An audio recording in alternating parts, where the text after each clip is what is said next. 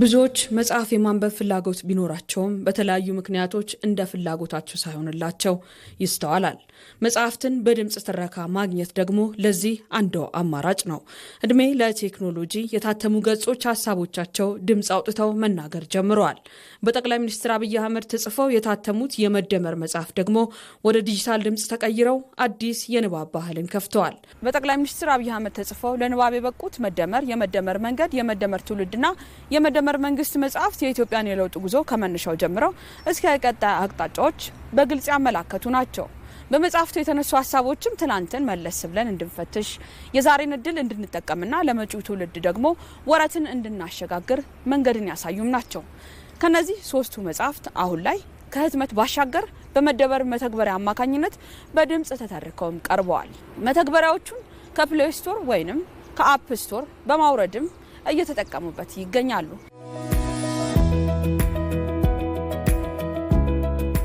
በዕለት ተዕለት ሩጫ መጽሐፍ ገልጦ ለማንበብ ጊዜ ማግኘት ላልቻሉ አማራጭም ሆኖ መጥቷል።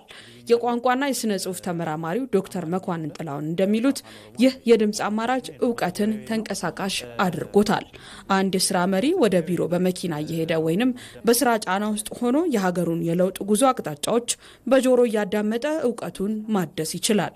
መተግበሪያውን ሳየው በእኛ ሀገር አይ ቲንክ የመጀመሪያ ኦዲዮ ቡክ አፕ ነው ብዬ ነው የምወስደው። ምናልባት ሌሎቹን ቼክ አላረኩ ይሆናል። የውጪ ብዙ አሉ ኦዲዮ ቡኮች፣ ራሳቸውን የቻሉ ሶፍትዌሮች እና አፕሊኬሽኖች አብሯቸው ይመጣል።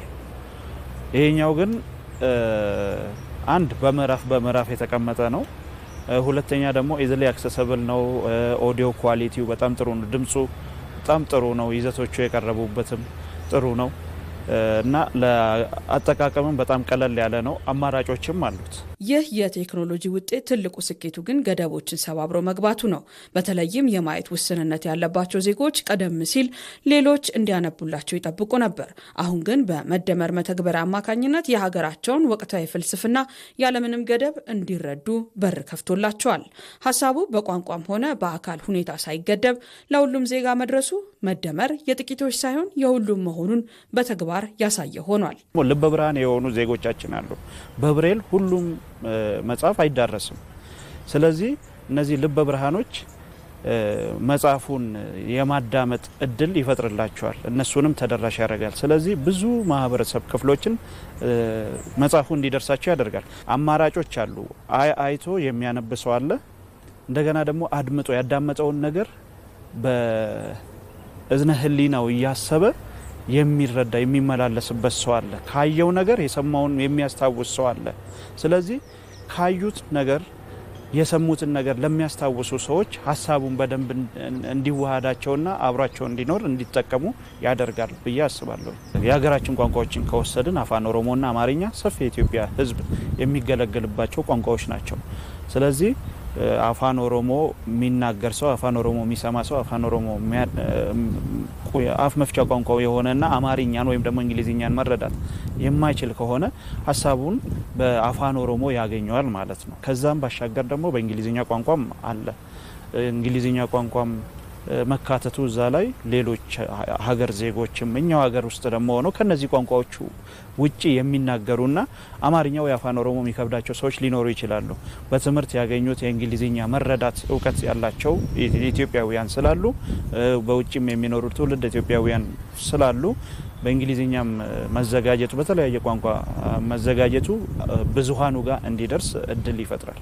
ለቴክኖሎጂ ቅርብ የሆነ ወጣቱ ትውልድ ደግሞ አዳዲስ ስልቶችን ይሻል። ወጣቶች የታሪክ ዕዳዎችንና የወደፊት ተስፋዎችን በሚመጥናቸው ዘመናዊ መንገድ እንዲረዱ በማድረግ ረገድ የዲጂታል ድምጽ አቀራረቡ ሚናው የላቀ ነው። ይህም በሀሳብ የሚሞግት በእውቀት የተገነባና ለለውጥ ዝግጁ የሆነ ትውልድ ለመፍጠር አዲስ አውድ ፈጥሯል። ኢትዮጵያ ከሌሎች የአፍሪካ ሀገሮች ቀደምት ሀገር ነች። ብዙ የተጻፉ ጽሁፎች አሉ። በእነዚህ መጽሐፍት ውስጥ ብዙ እውቀት አለ። ታሪካችን አለ፣ ትውፊቱ አለ፣ ሁሉም ነገር አለ። እነዛን የመደመር መጽሐፍቶች በመተግበሪያ መምጣታቸው ለነዛም መንገድ ከፋች ነው የሚሆኑት። ብዙሃኑ ተደራሽ እንዲሆኑ ያደርጋሉ። የሚቆጩ ሰዎች ይኖራሉ። መጽሐፍ ጽፈው በዚህ መልኩ ሰዎች ጋር እንዲደርስ እድል ያላገኙ ሰዎች ወይ ደግሞ ሀሳቡ ያልመጣላቸው ሰዎች ሊኖሩ ይችላሉ። የተለያዩ ልምዶች አሉ ሌሎች ሀገሮች ላይ። በእኛ ሀገር ግን እንዳነሳሽው የመጀመሪያው መሆኑ ፈርቀዳጅ ነው የሚሆነውና ሀገራችን ውስጥ የኛው የቀረበበት መንገድ በምዕራፍ ተቀምጧል። የፈለግሽውን ምዕራፍ ከፍተሽ ታዳምጫለሽ፣ ከዛ ትመለሽበታለሽ። ሌሎቹ የሚመጡት ደግሞ ምናልባት የኛው መተግበሪያ ያጎደለው ነገር ካለ እዚህ ጋር አፕግሬድ መደረግ ወይ ደግሞ መሻሻል ያለበት መዘመን ያለበት ነገር ካለም አዘመነው በተሻለ መንገድ እንዲመጡ አይን ገላጭ የሆነ ነው ብዬ ነው የማስበው። በአጠቃላይ መጽሐፍትን ወደ ድምጽ መቀየር መረጃን ከማድረስ ባለፈ የዜጎችን የልቦና ውቅር ለመቀየርና ለሀገር ብልጽግና በጋራ እንዲቆሙ ለማድረግም ትልቅ ኃይል ሆኗል። ቴክኖሎጂና እውቀት ሲገናኙ ርቀትና ድካም ሳይገታቸው ሀሳቦች ወደ ልባችን ማድረስ እንደሚችሉ ይህ ተሞክሮ ማሳያ ሆኗል።